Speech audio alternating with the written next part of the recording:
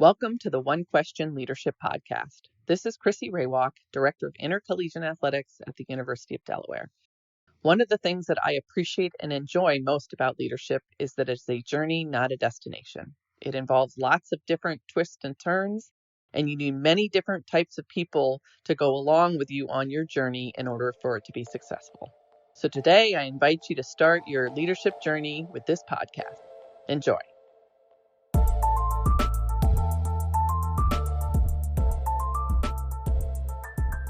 Greetings, this is Ty Brown, and welcome to the One Question Leadership Podcast, where we highlight executive and organizational leadership. Be sure to follow us on Twitter and Instagram at 1Q Leadership. I am joined by Jason Cook. Jason is the Vice President of Marketing and Communications and Chief Marketing Officer at Baylor University. Greetings, Jason. Thanks for joining us. Yeah, thanks. Great to be here. So I'm glad you're on. You told me you listened to some episodes of the One Question Leadership Podcast, which always makes me happy to have people on who have listened to episodes. But I have you on because your background is you started in college athletics and worked your way up, worked in corporate, and then came back to college athletics and at a senior level. And you have a lot of experience on campus outside of athletics in terms of working at a high level in terms of marketing and communications.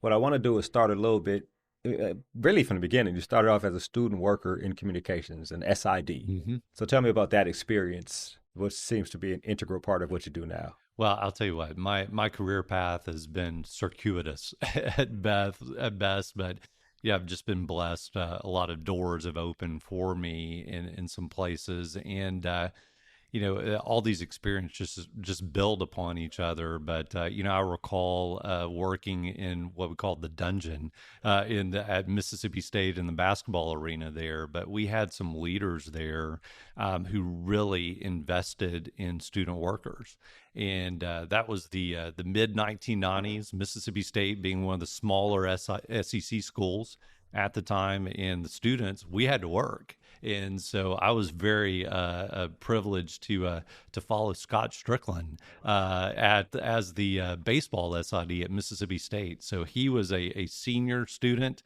and I was a freshman coming in. So he wound up getting a GA job at Mississippi State. So I followed him as baseball SID there. But I think at that time, Ty, we had about 5 or 6 student workers who wound up going into college athletics at that time. So it was a really great learning laboratory. But something that I learned that as a professional now is how do we invest in these future students and leaders. But great opportunities that I had with some great people there. What's interesting is from there you went on to work in corporate, right? And when you talk about working in corporate, it can lay the foundation to any other industry, just like working in college athletics can lay the foundation for any other industry. But from what I understand, you stuck with the communications during that time. I did, and I worked for a Fortune 500 healthcare company at the time, and went more in the PR route there. And it was interesting because I still maintained some ties to sports. We had, for example, a traveling, healthy living sports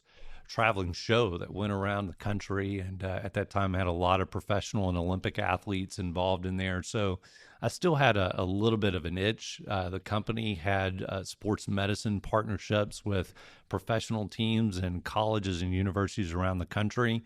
So I still had some ties to sports, but that's where I really learned a lot about the branding components of things. And while I started out career more communications and heavy PR, now that I look back, it's really helped influence my overarching brand perspective that you bring to the organizations in which you work. But in fact, a lot of the corporate branding principles, we're using here at Baylor today, and we're starting to see a lot of colleges and universities take corporate branding principles as well. So, that 7 years I spent in a corporate environment was just incredibly beneficial. Right. So let me lean into that a little bit. Communications, PR, branding, advertising, marketing, it's all a form of communications. Mm-hmm. And, similar to if somebody is a leader or works in leadership, they have their own leadership philosophy. So I wonder in marketing, if you have your own definition of what you consider marketing to be. Yeah, it's in today. It's amazing how the industry has just shifted so much. Today, it's all about content. and how you create compelling content as you do with your podcast. But even for me at the institutional level, how do we create content that's going to achieve our objectives as an institution as part of that? So I think that for one of the things that I try to kind of look at as a foundation is that, brands are built by a series of moments over time. Okay. And there's a lot of ways that we could build those brands. It could be a pure media relations approach to a problem. It could be more of a marketing issue where we're going to rely on traditional advertising and things of that nature, or it could be a really heavy social approach or an experiential approach from that nature. I think when we have this content philosophy that we have in the business today, I'm looking for people who don't really think in those silos. I'm looking for people who are going to have that brand first approach, and they're going to have a lot of different tools in the toolkit that we're going to approach a problem with. So I think that that's really the shift: is how do we look at instead of our silos of marketing, PR, writing, things of that nature, and let's look brand forward. And what kind of moments can we create? That could be a social media post, that could be an event, that could be a game, or something like that. But creating those experiences that we can continue to build a brand. Interesting. Let me tell you how that processed in my head, because how you define that still comes back to communications. Everything, all those things come back to communication, but it depends on the intent of the communication. Right. Like you mentioned, creating content to achieve an objective, right? The content is the communication of the objective. Yes. If it's PR, it's how we tell the story before someone else tells the story for us, right? Or something like that. If it's marketing, we tell people who we are and what we do and what we provide so that they can buy into our product or service. Right. But in the end, it's all communication with the specific objective. I think that was an excellent foundation for when you started off as a student to understand that, all the communicating we're doing, whether it be in different forms, is all really just about communicating with a specific objective. Well, I will tell you what, Ty, probably some of the best days that I have is when I can sit in front of my computer, open up Microsoft Word, and write a press release. And I still try to do that at some times because, at the end of the day, it's what are you trying to accomplish, as you said, and then creating key messages, and how do you communicate those messages in a compelling way? And it doesn't matter if you're doing that through a press release and on Microsoft Word, or you're sitting in front of a video editing platform and creating a 30-second video as part of that. And I think that the intentionality of what we do really makes good marketers, or really makes good brands, or really makes great organizations, is that everything that we do needs to be intentional and have a purpose. So it's not siloed, right? I think about NACTA and the collegiate sport communicators and NACMA, right? The marketing association. They're all forms of communication, but it depends on what the specific objective is that you want to communicate with. Mm-hmm. And then just wondered if they understand that they overlap, right? Because we're all telling a story. Right. So you went from corporate to Texas A&M, right? Yes. So tell me about that role, because the line still stays in the communication realm, right? You're right. When I first went to A&M, I was working in a little bit in engineering, and that's a big thing at A&M. I think they have 25,000 engineering students now. That's bigger than a lot of universities. And then went over and did a little work in agriculture. I was not a cowboy, and in fact, it's only been in the last couple of years that I got my first pair of cowboy boots. But I did some work in agriculture, and I was just very fortunate that my vice chancellor and dean at that time became the university president. And so that's when I became vice president of marketing and communications there. And A&M had a really good brand at that time, but as we see at a lot of universities and colleges around the country, it didn't have it wasn't a unified brand. And I think part of it is because it was so large. People ask me about my experience at A&M and in the vice president's role, and say it was kind of like working for the United Nations. It was just so big because you have all these colleges and departments, and they were all doing their same thing and doing their same brand. And when you think when you say Texas A&M, probably one of the first things that comes to mind is just maroon. as part of that. And we had departments with logos with purples and greens and things of that nature. So, there was it was this great brand, but it was also a great opportunity that we were able to come in and really standardize and get everyone on the same page from a brand perspective. So I'm on the staff or faculty, and I see we've hired this new vice president for marketing and communications, and he creates a new directive that tells me we're going to rebrand my specific logo for our history department that we've had for the last 50 years, right? Right, right. Tell me about getting everybody on board to change something that they felt like they've had for a long time. You're exactly right. And, I use the United Nations analogy because, the United Nations really can't tell another country what to do. And that's kind of what the experience you have in higher education. And I think that, people have this knock on higher ed that it moves slow and, people don't want to change. They don't want to do things. And I think just like in anything, it's being able to cast vision, communicate this is what we're trying to do, and then here's how you're going to benefit out of it. And I think so. In corporate America, you can operate by fiat and say, hey, you're going to do this. If you don't like it, you're gone. Higher education, they're just going to wait you out as part of that. So it's a little bit different culture and environment. But if you can really communicate and share, hey, here's the benefits, and if we're able to grow the overarching brand here, that's going to be good for everyone. It's going to open doors for you to recruit students, to recruit and retain faculty, to grow your grant funding, to help us raise money as an institution. And I think that once you communicate in those kind of terms, people start to understand. But it's boots on the ground, grassroots, going and selling it, at the departmental level, and then making sure you have opportunities for people to plug in as part of that. That's the big thing that you're able to do. Yeah, you want to get feedback and insight to figure out how to make it as smooth as possible. Did you face resistance, and what was you being, we can say an expert communicator?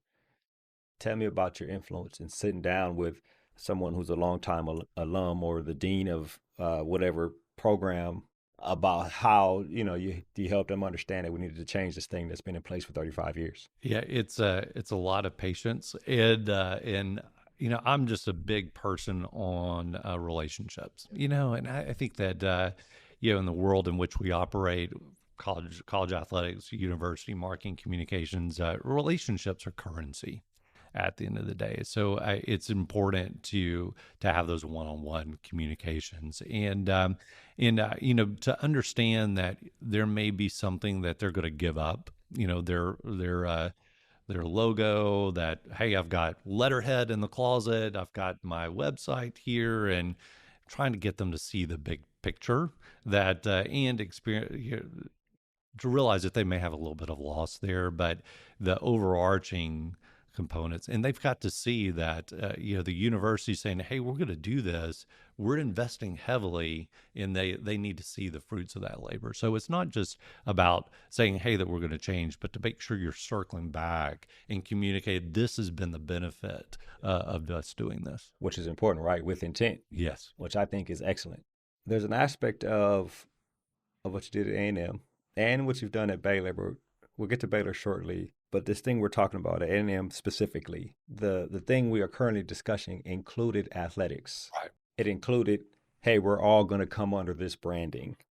Was it a situation where the athletic branding was well known enough, so we'll stick with that, or did you rebrand everything? It was, thinking back, it was a total rebrand of everything. And so if you look at athletics, they had the most recognizable symbol, which was the big ATM on the side of the football helmets. But then you had basketball and some other components of the athletics department using a logo that we called the T-Star logo, which was a T with a star in the middle of it. And so you had some brand fragmentation within the athletic department, and that was just compounded on across the campus with colleges and departments having their own logos as well. So we really looked at the most recognizable symbol. That logo that you have 3 million people who see it on Saturday afternoons in the fall is that ATM logo on the side of the football helmet. So we really worked with athletics. They had to see the big picture of and how their brand was fragmented, and then at the university as well. So it's kind of like a collective sacrifice that this is something that needs to be done for the entire institution. And we called it a one brand approach.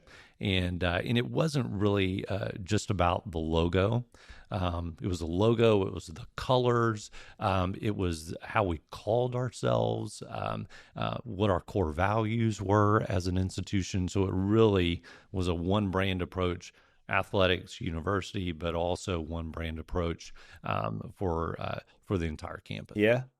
It's interesting. You see universities with the Lady Bears or Lady Vols. Yes. You see a bunch of different branding within the athletics department in terms of communicating that having those different looks fragmented to the public. How did you convince someone that this is what the public sees? They're seeing the T-Stars. They're seeing the ATM. They're seeing the different names of the different programs that all represent the same school. How did you convince everybody that this was a problem? It all boils down to people don't graduate from the College of Engineering. They graduate from Texas A&M University. They graduate from Baylor University. That's the name at the top of the diploma. And I think that's where, at the end of the day, where the affinity resides, at the experiences that they had at that institution. So I think that it's really walking people through what their experiences are, what that affinity really is, and then using, I mentioned corporate branding. There's a reason why, the Coca-Cola brand, logo has been unchanged for 100 years. As part of that is because corporations do branding very well. And I think that consistency of experience with a brand, and you can demonstrate through many corporate examples, what Apple has done with their brand. And I think that people see it in their daily lives, but once you show them how fragmented a university's brand is, it really clicks with people as part of that. And, when you look at colleges and universities, and I think that over the past 15 years, there's been a huge shift with colleges and universities taking corporate branding principles there. And you always look at every university has a shield or a seal. Every university has a distinctive academic building as part of that. And but you put all those together, they're really not distinctive. They're just interchange the colors, and it could be any university USA. But I think that the recognizable symbols in what people really have the affinity for are those athletics marks. And so I think that you're seeing this come together that's happening over the last 10 to 15 years, and it's been quite remarkable. And as such, you start looking at how more and more powerful these college brands are becoming. Yeah, that's interesting. One brand is what you call it? Yes, one brand approach. I actually have it on my license plate as well. Oh, really? Yes. Did you coin that phrase, or? I don't know. I've been I'm getting old, Tai, and I can't remember these days. I remember, we said, hey, we're going to be one brand, and it just kind of stuck. Right, which is important. So one brand approach. You come in, you start that process, and I believe you worked over in athletics too, under the same type of direction, or were you just over external affairs and just took care of everything that everybody looked at in terms of athletics? Yeah, it was when I flipped over to athletics. I was under external affairs, which everything that touched the public. And I think the neat thing about that experience was the relationships that I had on the campus side.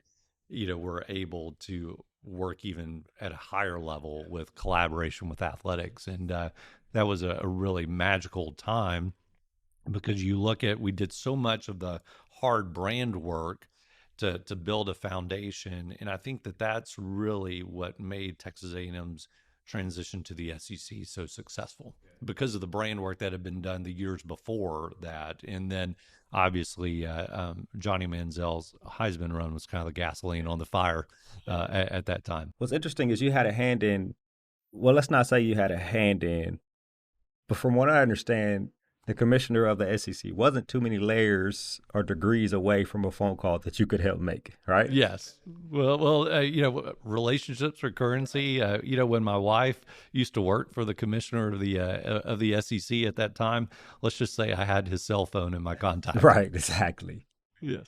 And then next thing you know, all the conferences are moving to schools are moving conferences, and a bunch of different things are happening. Then also having a hand in communicating with intent to win the Heisman, right? Communicating the presence, the experience, the person that is Johnny Manziel to the Heisman Trust to help him win the Heisman. And I think he had a hand in that too, right?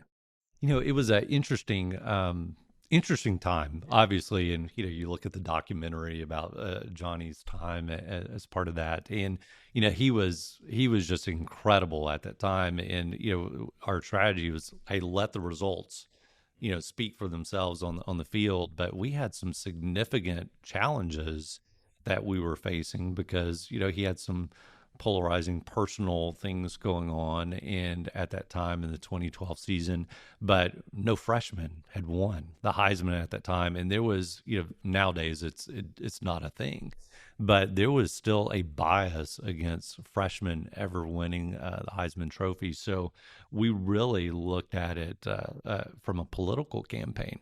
At the end of the day, it was a political campaign looking at the regions of the country where we thought those biases might exist and things of that nature, and then really developing a communication strategy of how we're going to influence who we thought that were Heisman voters at that time in different parts of the country. So it really was one of these integrated marketing communications approaches where Johnny was still doing his thing, but at the end of the day, we had to look at how can we get those Heisman voters to convert, to actually take all this excitement and actually vote for a freshman as part of that. So a lot of communications principles came into play by at the end of the day as we supported Johnny's Heisman campaign. Again, what he did on the field was just incredible, but how could we work behind the scenes to make sure people saw that and appreciated that and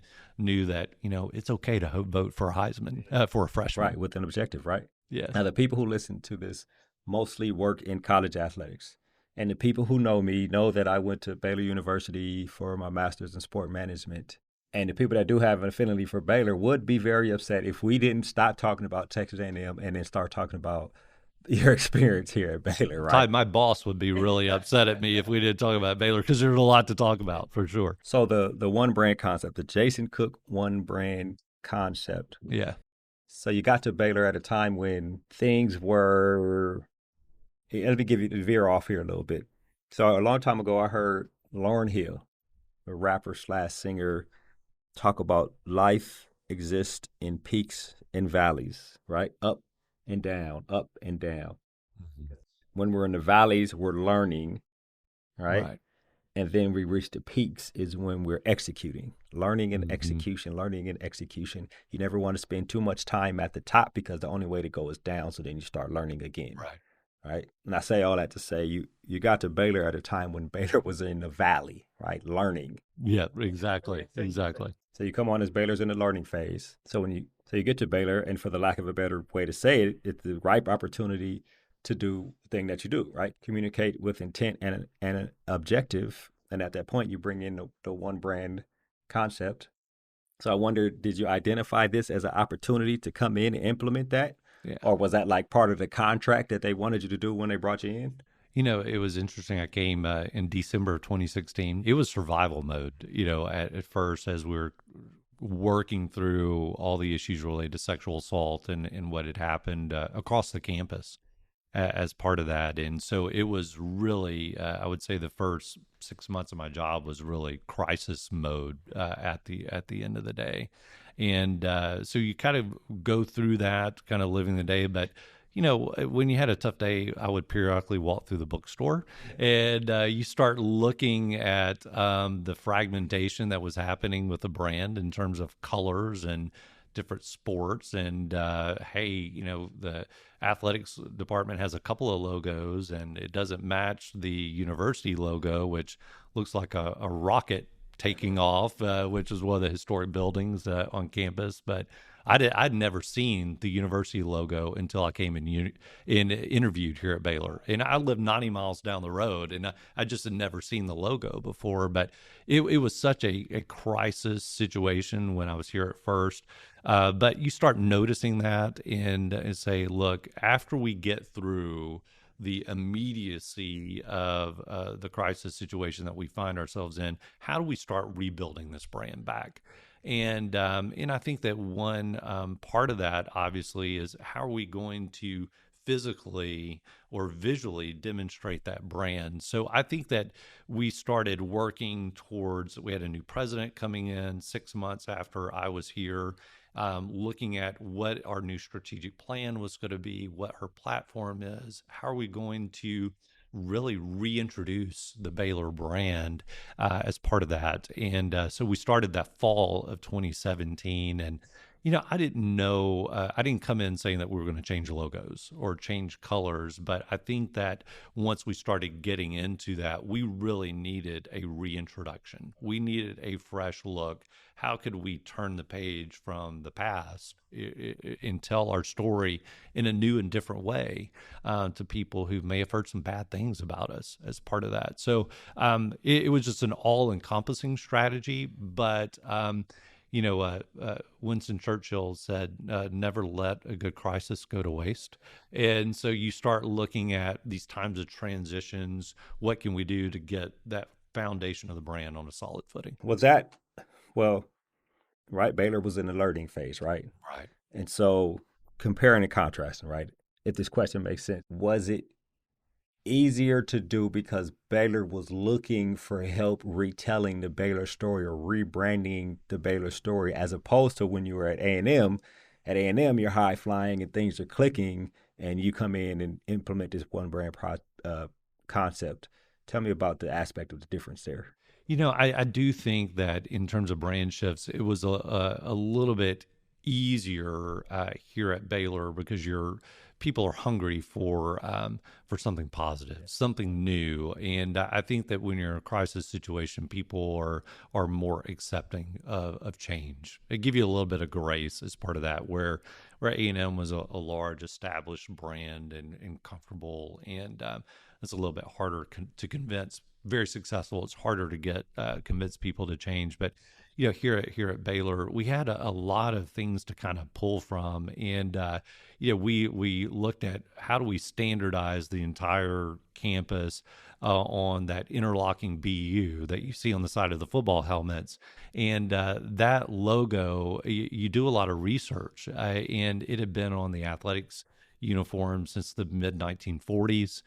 We went back and did research, and there was versions of an interlocking B and an interlocking U on a bass drum in the early 1900s as part of that. So I think there was a lot of legacy there, a lot of history that we could tie to really bring people along as part of that. It was a beloved symbol, and it was really fortuitous that we did the brand shift at Baylor, because the previous university mark was distinctive building, the Patton F. Hall that was there, but it also had a silhouette of Judge Baylor, who was the university's founder at the time. And a lot of organizations in 2000, coming off the horrific George Floyd murder, we started looking at our history and our past as an institution, and found out that Judge Baylor actually owned 33 slaves, our university namesake. And it was really a fortuitous brand shift that we made in 2019 as part of that we were able to shift away from that logo and mark, and it really helped us a couple years later as part of that, to where that one man wasn't identifying the entire brand of the institution. It's interesting once you look back how steps come into play. And again, talk about brands are built by a series of moments over time. And we were able to make that shift happen. Yeah, which is interesting. Tell me about some of the partners you had to work with, whether it be at A&M or Baylor.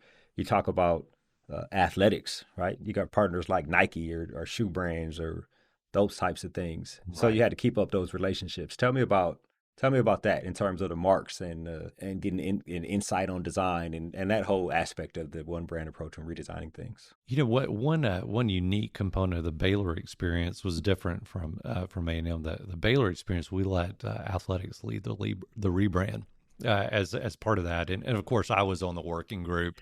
We had a small team of 4 of us, I believe, and when we approached Nike related to that, and really leaned on Nike's brand exploration approach as part of that. I was comfortable with it. I'd worked with both providers in the past, and I know that they bring a consumer approach viewpoint to the brand, and I thought that we needed that here at Baylor.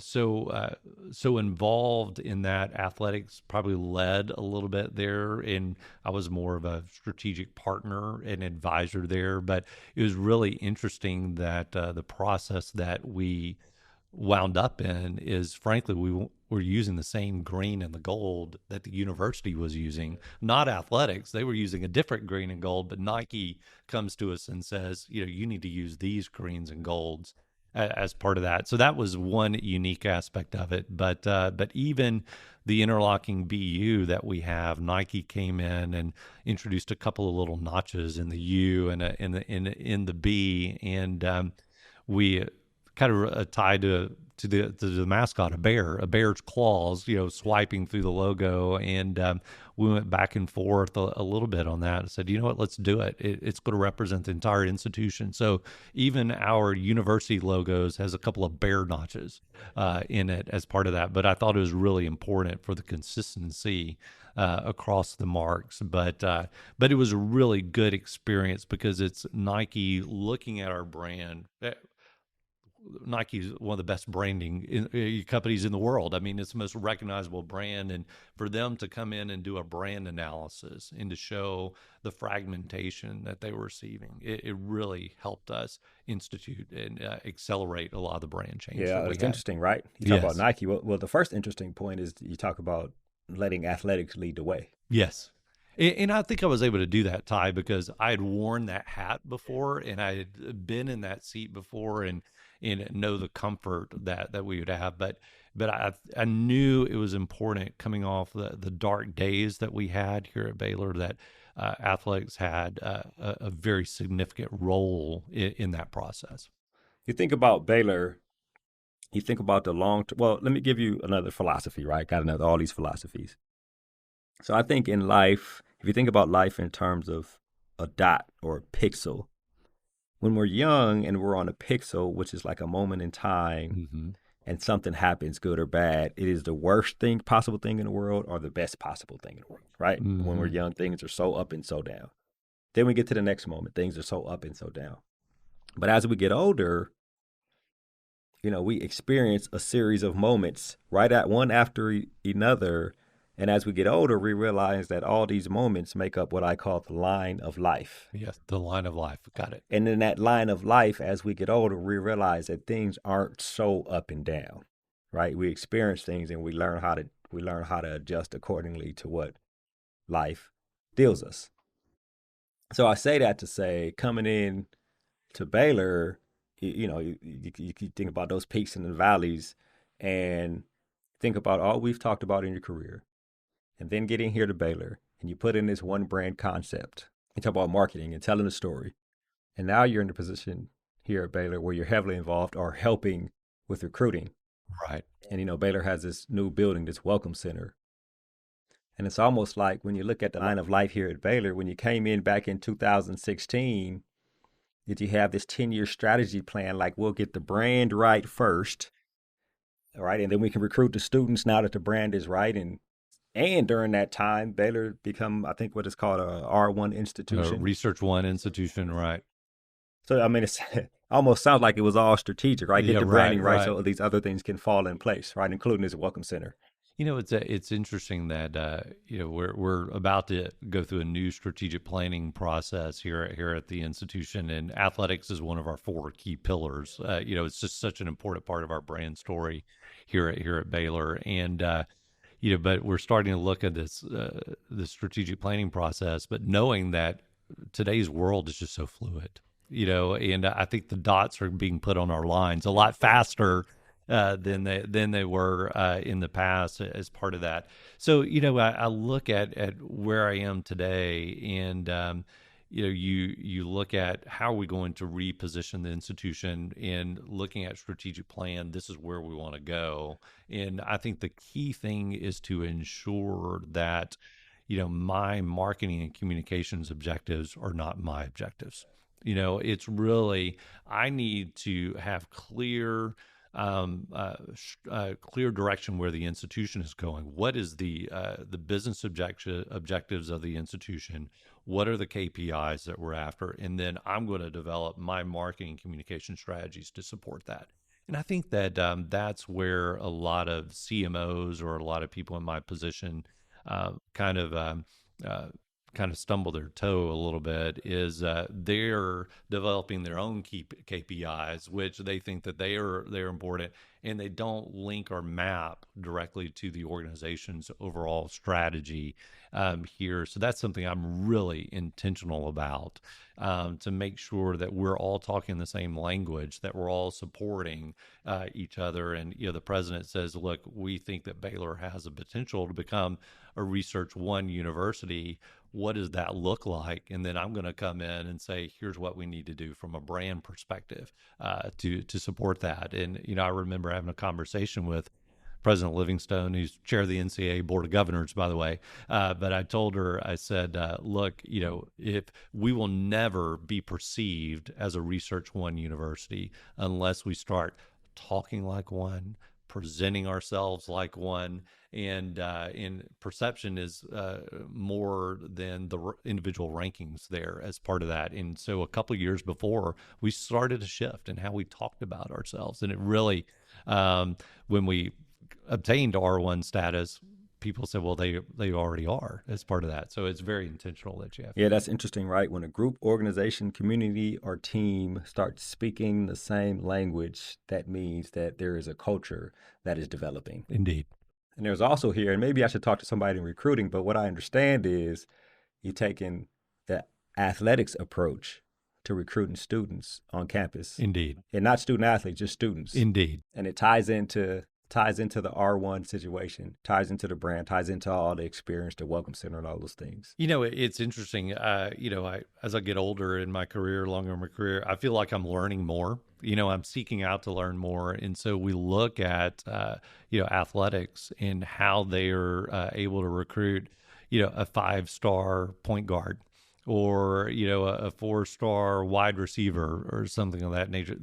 They're getting these student athletes to come on our campus. They must be doing something right. How are they doing that? And in really looking at how they position the institution, how they curate that individual recruiting experience for prospective student athletes. That's what we're trying to bring, that strategy here from a recruiting standpoint for what I call regular students as part of that. And in looking at, if we're going to recruit a business student from California, who really aligns with us from a Christian values perspective, for example, we're going to curate a very special experience for that prospective business student, just like we would for a quarterback coming into campus. So it's been really interesting to take a lot of the principles that athletics uses in curating experiences, even down to creating edits for regular students when they commit to coming to Baylor. We're going to do an edit with them wearing their Baylor line jersey with their name on the back of it. So a lot of those things that I think that we can learn from athletics. Obviously, they learn from us as well. But those relationships and how we learn from each other, work for each other for the greater good, has been really exciting and energized our university recruiting efforts too. So when you when you recruit, well, okay, so I was a walk-on, so I didn't get recruited, right? I had to earn everything, scholarship. I had to earn all that stuff when I got on Yes, yes. campus. But when you're recruiting a student athlete, you bring them on campus. You tell them about the financial package they're going to get in terms of scholarships. You have them communicate with people about whatever name, image, and likeness opportunities they are. But you take them around to see facilities.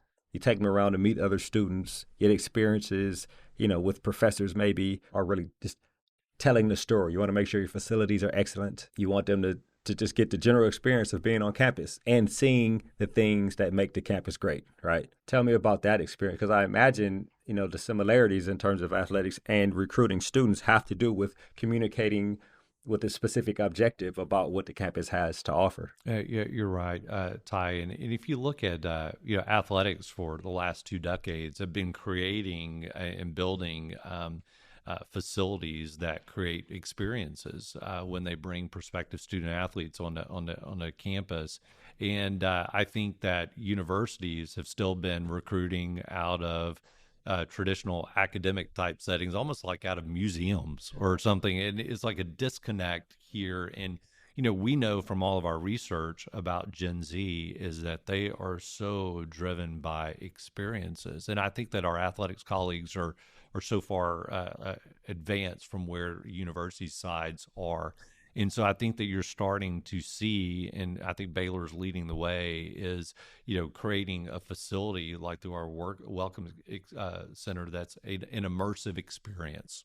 That you really say you come here, here's your experience, and we're also going to curate experiences that student can share on social media as part of that. We see the power of those recruits coming to our campus, whether football or basketball or baseball or whatever, the same kind of approach that happens here. So, in terms of our approach with a new facility, our approach with that visit day on a campus visit, because we know if we can get people here on campus, they're going to convert at a very high rate as part of that. Same thing with an official visit. You get them on campus, you're going to convert at a higher rate.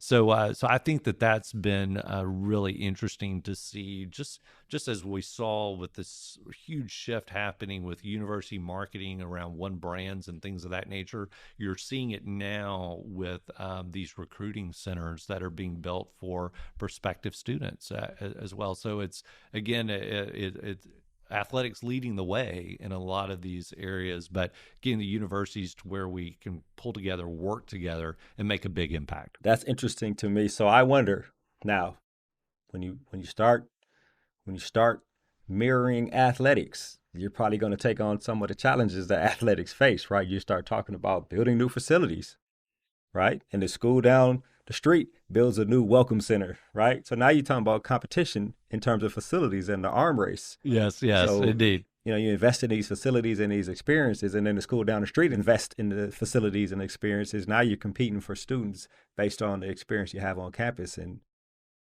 I mean, to me, it can mirror college athletics. So yes. So tell me about that, right? I mean, making the school more desirable for the students, and it becomes a competition when you start doing it like college athletics. Well, I'm excited to say that we're first, the guy with our Welcome Center, but so we have a little bit of head start, but people will catch up pretty fast. And you look, I mean, Baylor being a private institution, we're recruiting against public universities. Great schools here in the state of Texas, public universities. We're a national brand. We recruit from coast to coast as part of that. And so it's a very competitive environment.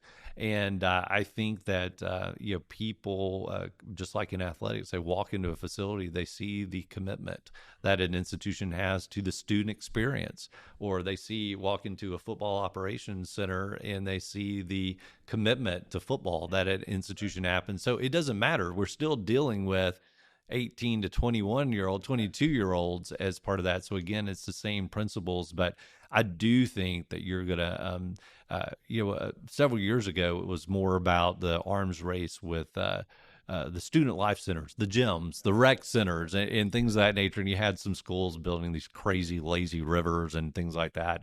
I think tallest rock. Everybody had to measure their climbing walls. I think that now where the focus is on these welcome centers, these recruiting experience, and how can you get a student and their families when they walk on your campus to see themselves there as part of that. And so I do think that you're probably right. This will probably be the next arms race. Next arms race, right?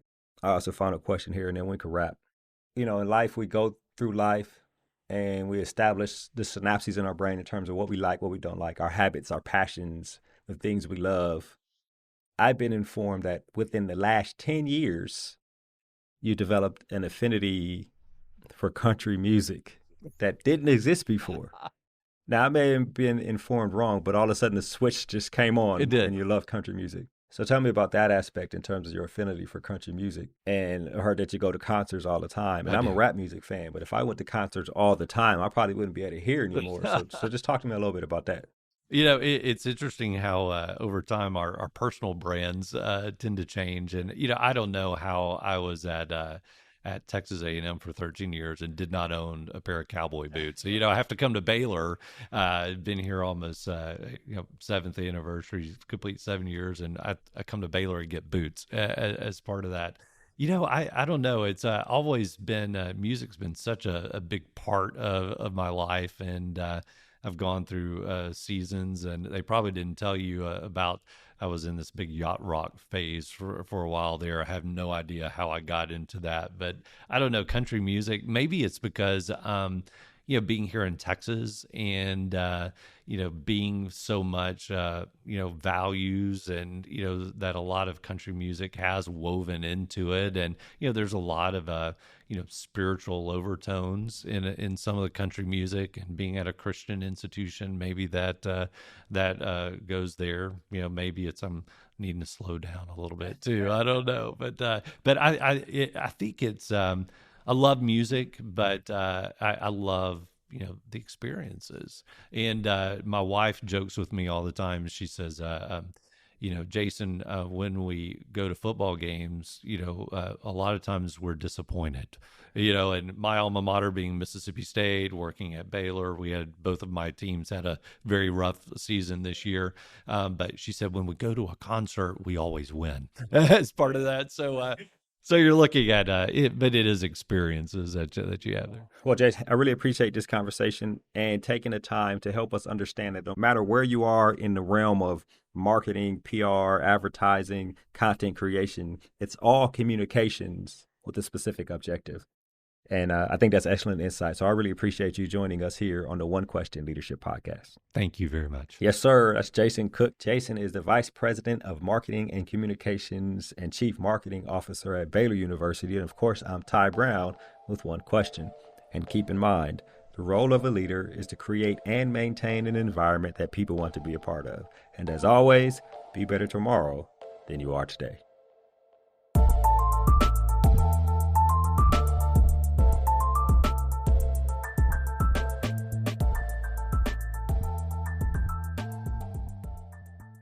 This episode of the One Question Leadership Podcast is produced by Spades Media Group, solving problems using creative leadership.